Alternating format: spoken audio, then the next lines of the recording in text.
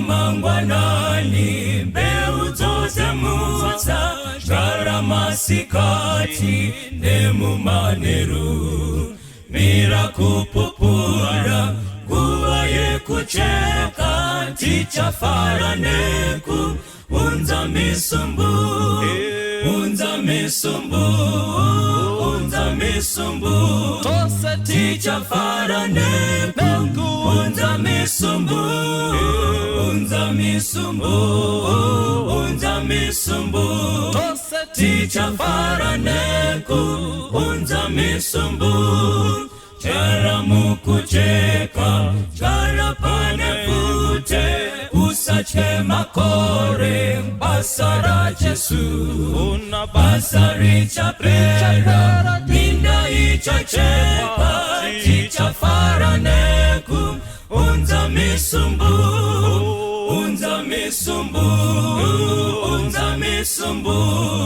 ticha faraneku unza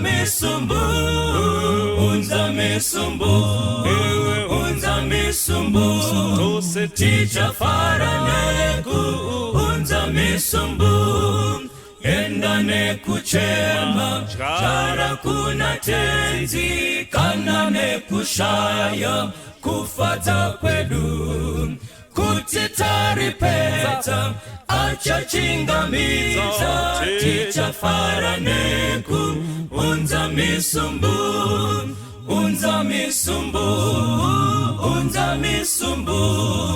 ticha faraneku unza misumbu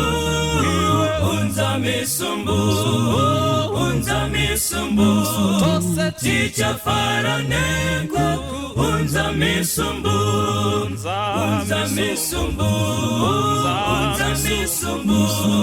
ticha faraneku unza misumbu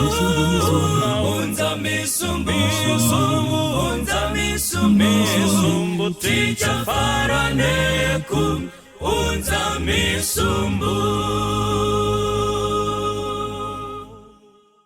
rukariro ulorangu rusimbire kuna Kristu andinawiri nemunu asimuzitara Jesu dinamira kuna Jesu ndiye romaneyo yangu simwendi chanyura zangu kuti awigwa ngedima titi zake nogarira mume mahuru yesimba ruwa rwake nobata dinamira kuna Jesu ndiye romaneyo yangu simwendi chanyura zangu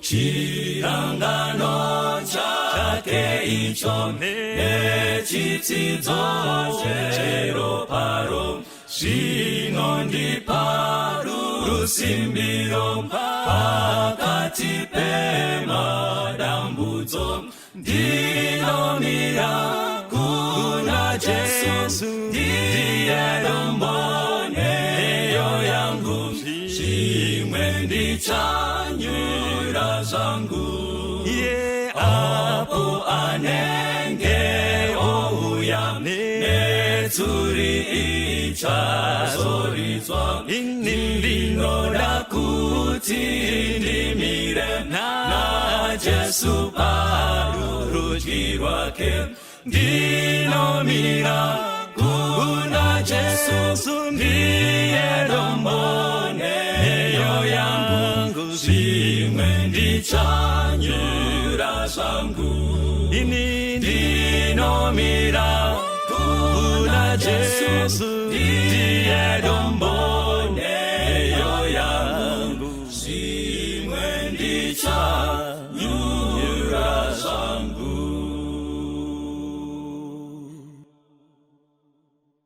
Toda kutenda Mwari mukati memangwanani ano zvakare atinosanganiswa munguva dzekunyengetera nguva dzatinotaura naMwari, nguva dzatinokumbira Jehovha kuti wekudenga ave anonzwa kunyengetera kwedu. Mukati memangwanani ano tichataura pfungwa yekufamba nekutenda, walk by faith, kufamba nekutenda. Vakorinde vechipiri chapter 5 verse ya 7 inotiyo, nokuti tinofamba nokutenda, hatifambi nokuvona. For we walk by faith, not by sight. Chi chinonzi kutenda, chi chinonzi kutenda. Hebrews, vaHebheru chapter 11 verse ya 1. Zvino kutenda ndiro rusimbiso rwezvinhu zvatinotarira nechiratidzo chezvinhu zvatisingavoni. Nokuti naiko vanhu vakare vakapupurirwa zvakanaka. Kutenda chinyiko mumazuva atiri kurarama. Nhasi vanhu vazhinji havasisina kutenda kwakawanda. Vanhu vanovimba nezvinhu zvavanoona. Vanhu vanovimba nezvinhu zvavanofunga kuti zvinovapa pundutso. Asi shoko raMwari mangwananano riri kuti kumaKristu anhasi ngatidzidzei kufamba nekutenda kwete nekuona. MaKristu anhasi ava kukoshesa kurizina kudarika kutenda mukati meBhaibheri, shoko raMwari. MaKristu anhasi ava kukoshesa kuzvifungira nekukiyakiya zvavanofunga kuti vanogona kudarika kutenda, kuvimba nemunamato nguva dziri dzose. MaKristu anhasi ava kuzvivimba munjere dzavo, ava kuzvivimba mumazano avo, ava kuzvivimba mukati mekuronga kwavanoita. Kana vagona kuronga, kana vagona kukiyakiya, kana vagona kuita zvavaita kuti zvibudirire, vava kuzvivimba mukati mesimba ravo. Asi mukati memangwani ano shoko raMwari riri kutiudza kuti kutenda ndiro rusimbiso rezvinhu zvatisati taona. Kutenda ndiro rusimbiso rezvinhu zvatisati tabata kuti zviriko izvo tisati tazviona. Toramba tine kutenda muna Kristu Jesu. Vakakomborerwa vanhu vane kutenda sekwamadzitateguru edu akare. Vakakomborerwa vanhu vane kutenda sezvaaita vana Abrahamu, vana Isaac, vana Jakobo, vana Mozisi. Vakafamba nekutenda nguva dziri dzose. Rangarirai vana vaIsraeri, zvinhu zvakaoma, vakatarisana neRed Sea. Faro achiuya, vaigona kurizina sevanhu vamazuva ano, vachiti hazvigoneki kupfuura tisina chikepe, hazvigoneki kupfuura tisina ndege. Voramba kuteerera Mwari, asi nekutenda vakateerera shoko raMwari. Mozisi akasimudza tsvimbo, pakavhurika paRed Sea, vakafamba nekutenda. Ndilo rusimbiso riri kutsvakwa pamazuva atiri. Kutenda ndokuti riri kutsvakwa panguva dzatiri madziri, kwakaitwa nemukadzi wepaZerafati asisina chikafu, akapa Elijah muranda waMwari kuti ava anotanga kudya. Mwari akazomukomborera for 3.5 years. Kutenda ndiko kuri kutarisirwa kwakaitwa nekamukomana kaya kakapa chikafu kuti Jesu ashandure chikafu chiwande nehove dziwande. 5,000 plus vakafidhiwa. Kutenda ikoko ndokuri kutarisirwa pamazuva atiri anhasi. Vakakomborerwa vanhu vanofamba nekutenda, vasingafambi nekuona. Genesis chapter 12 verse ya 1 zvichidzika. Genesis chapter 12 verse ya 1 zvichidzika inotiyo, zvino Jehovha wakati kuna Abrahamu, ibva panyika yokuhama dzako nokuimba yababa vako, uende kunyika vandichakuratidza, iyo ndichakuita rudzi rukuru, ndichakuropafadza, ndichakudza zita rako iwe uropafadze vamwe, ndicharopafadza ivo vanokuropafadza, nokutuka ndichamutukavo, marudzi ose enyika acharopafadzwa mauri. Romans chapter 4 verse ya 3. Varoma chapter 4 verse ya 3. Nokuti rugwaro runoti kudiniko? Runoti Abrahama wakatenda Mwari, kukanzi kwaari ndiko kururama. Abrahamu asati anzi Abrahama akanga abva mukati memhuri yevanhu vakanga vasingatyi Mwari zvakanyanya. Baba vake Tera kunyangwe vainamata Mwari, vaiva nezvifananidzo zvavainamatawo. Mwari achivadana kubva kunyika yevaKaradhiya, anoenda navo achivadana, anodana Abrahama oti, Abrahama, ndinoda kuti uende kunyika yandichakuudza.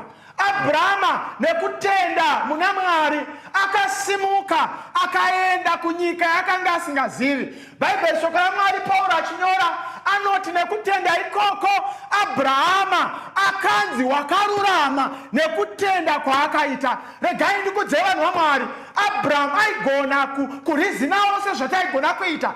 Tobvunzawo Mwari kuti nhai Mwari, munoda kuti ndiendepi? Kwakamira sei? Zvakaita sei? Kunogarika here? Kune mafuro manyoro here? Aigona kubvunza kuti kwandiri kuenda kune mvura here inotonhora? Hakupisi here? Wedha yacho yakaita sei? Aigona kubvunza zvese. Asi Bhaibheri rinotiro Abrahamu akasimuka nekutenda akateerera Mwari, ateerera Mwari akanzi akarurama kuburikidza nekuteerera Mwari kwaakaita. Regai ndikudze vanhu vaMwari vanhasi. Vanhu vanhasi vamwe vanotenda nekuvimba mukati mematombo, vamwe vanotenda nekuvimba mukati mezvuma, vamwe vanotenda nekuvimba mukati memazai, vamwe vanotenda nekuvimba mukati memikaka, vamwe vanotenda nemapostori, vamwe vanotenda nevaprofita venhema. Asi vakaropafadzwa vanhu vanoramba vachitenda mushoko raMwari, vachitenda mushoko raMwari, votenda muna Jesu, kuti kuuya kwaJesu kuzotifira pamuchinjiko ndiko kwega kwatinowana upenyu usingaperi, ndiko kwega kwatinowana rubatsiro, ndiko kwega kwatinowana tariro, ndiko kwega kwatinowana kutenda kwamazuva atiri maari nguva dziri dzose. Abrahamu akazonzi Abrahama nekuti akatenda muna Kristu Jesu. Akaudzwa kunzi iwe uchava baba vendudzi dzakawanda. Akanzi iwewe kuburikidza nekutenda kwawaita, vana vako vachawanda senyeredzi. Abrahamu kutenda kwake tinokuona Mwari achitaura naye. Ukaenda kuna Genesis chapter 15 verse ya 6 inotiyo iye akatenda Jehovha akamuti ndiko kururama kwake. Akatenda muna Jehovha akanzi ndiko kururama naMwari. Zvii zvaunotenda mazviri, zvii zvaunovimba mazviri. Vakaropafadzwa vanhu vanotenda nekuvimba mukati meshoko raMwari nguva dzatiri madziri. Abrahama anotiye anovimbiswa naMwari, uchava baba vendudzi dzakawanda. Akanga asati ane mwana. Tinomuona Abrahamu nekusatenda akasvika pakuwa ndokuita mwana kuburikidza naHaga ainzi Ishmaeri. Kwete kuti Ishmaeri ndiye aiye mwana wechipikirwa, asi Mwari akadzoka kwaari akataura naye zvakare. Abrahamu akatenda zvakare muna Kristu Jesu. Vakare vakambowawo asi vakadzoka muna Kristu Jesu. Vakakomborerwa vanhu vanoti vawa havadzokeri kumarutse sembwa, asi vanosimuka vachidzokera kuna Kristu Jesu. Bhaibheri shoko raMwari rinotiro Mwari amupa mwana anonzi Isaac. amupa mwana wechipikiro, akataura naye akati enda pagomo reMoria. Kuna Genesis chapter 22. Anoenda naye pagomo reMoria asina achitarisira kuti Mwari aizomupa chipiriso chegwai. Mwari ndokutaura naAbhurahamu akati isa mwana wako paaritari, anova iye mwechete Isaac, anomuisa Isaac paaritari. Akuda kumubaya, anonzwa inzwi richibva kudenga richiti Abrahamu, mira kubaya mwana wako Isaac, nekuti chibayiro chiriko kuseri kwegwenzi. Abrahamu akavazadzisa kutenda kwake nekuteerera Mwari, akavimba muna Mwari, akatenda kuti kunyangwe Isaac akafa, Mwari aizomumutsa zvakare. Hebrews chapter 11 verse ya 17. Nokutenda Abrahamu achiedzwa wakabayira Isaka, iye wakanga agamuchira kwazvo zvipikirwa, wakanga achibayira mwana wake waakaberekerwa mumwe oga. Iye wakanga audzwa achinzi, muna Isaka vana vako vachatumidzwa, nokuti wakati Mwari unogona kumutsa munhu. Mwari unogona kumutsa munhu kunyangwe kuvakafa. Ndipapo kana tichitaura nomufananidzo paakamudzoserawo. Mwari anotaura naIsaac, Mwari anotaura naAbhurahama, anomutaurira kuti iwe Abrahamu, enda unobayira mwana wako Isaka. Kana waenda kunomubayira, Abrahamu akaenda nekutenda, achitenda kuti Isaki aizomutswa kubva mune vakafa, nekuti akatenda kuti Mwari anogonawo kuzviita, kumutsa vakafa. Rega ndimudze munhu waMwari, vakakomborerwa vanhu vanofamba nekutenda pamazuva atiri maari, vakakomborerwa vanhu vasingazvivimbi kunyangwe rufu rukanoka pamikova yeupenyu hwavo, vanoramba vane kutenda muna Kristu Jesu. Abrahama akadanidzwa kunzi baba wokutenda. Ningariyei, nekuti wakatenda muna Kristu Jesu. Vakakomborerwa vanhu vanoramba vane kutenda pamazuva atiri maari, vakakomborerwa vanhu kunyangwe zvaoma, kunyangwe zvichivava, kunyangwe zvichipisa, vanoramba vane kutenda nguva dziri dzose. Ndosaka shoko raMwari rati vakakomborerwa vanhu vanofamba nekutenda kwete nekuona. Tinotaura pamusoro pemaheroes of faith, magamba ekutenda. Tinotaura pamusoro pana Noah, tinotaura pamusoro pana Moses, tinotaura pamusoro pana Rahabu aigona kuurayiwa panguva yeJeriko, tinotaura pamusoro pana Samson, tinotaura pamusoro pevanhu vakava magamba ekutenda panguva dzavari madziri. Newe nhasi unogona kunzi gamba rekutenda kana wagona kufamba muna Kristu Jesu. Ane mwanakomana ane upenyu, asina mwanakomana haana upenyu. Ndo zvinotaura John chapter 5, 1 John chapter 5 verse 12.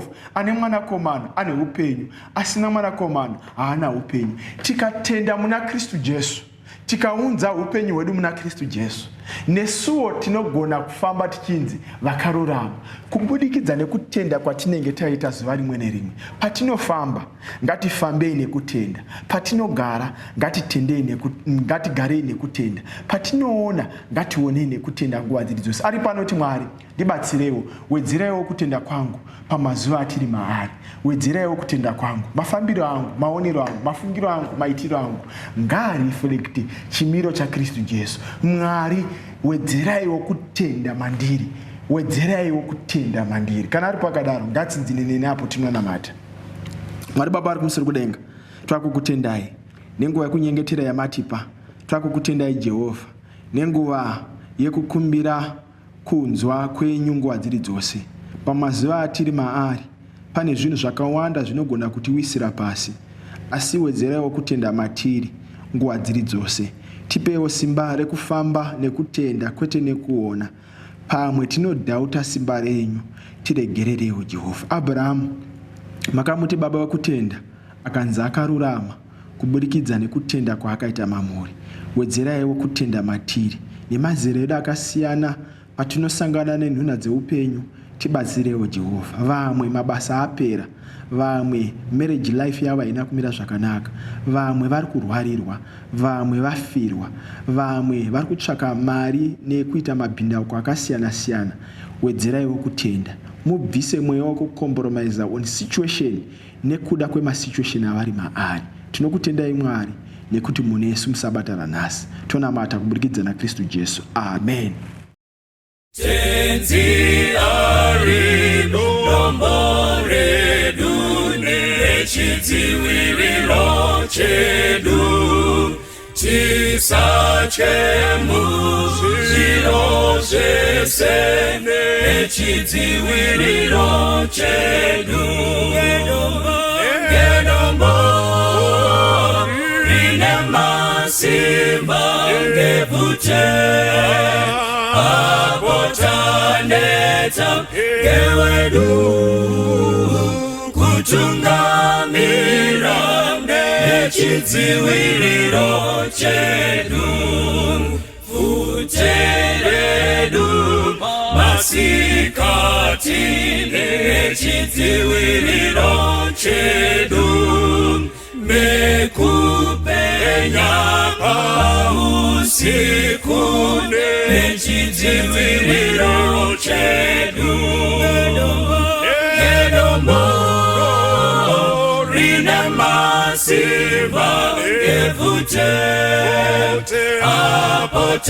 apotaneta ngewedu kutungamira nechidziwiriro chedu champupuri chatinera nechidziwiriro chedu kuna Mwari taponeswa nechidziwiriro chedu ngedombo rine masimba ngevute apotaneta ngewedu kutungamira nechidziwiriro chedu o Mwari bakoredu nechidziwiriro chedu mubatsiri muri pedyo nechidziwiriro chedu ngedombo rine masimba ngevute apotaneta ngewedu kutungamira nechidziwiriro chedu ngedombo rine masimba ngevute apotaneta ngewedu kutungamira nechidziwiriro chedu ngedombo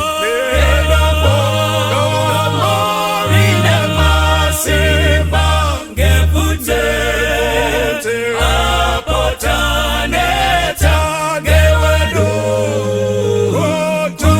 kutungamira nechidziwiriro chedu.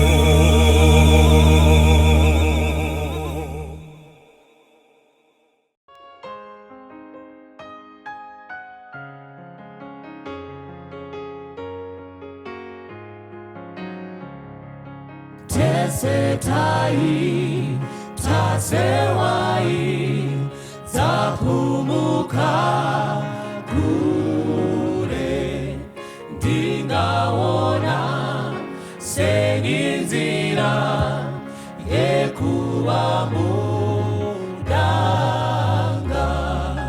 Ndirinzira upenyu, uyikuna Baba asindegi. Ndirinzira nzira, ili upenyu kuna Baba asineni datendere zwane namo Mariano ndinzwa apo waji jiwo chema ndozi vase didi diri nzira ili upenyu kuna Baba asineni diri nzira ili upenyu kuna Baba asineni kuna Kristu nziraneni hadi chapumuki oni Isa kuna Baba kumushawe mbiri diri nzira ili upenyu kuna Baba asineni diri nzira ili upenyu kuna Baba asineni diri nzira ili upenyu kuna Baba asineni diri nzira ili upenyu kuna Baba asineni.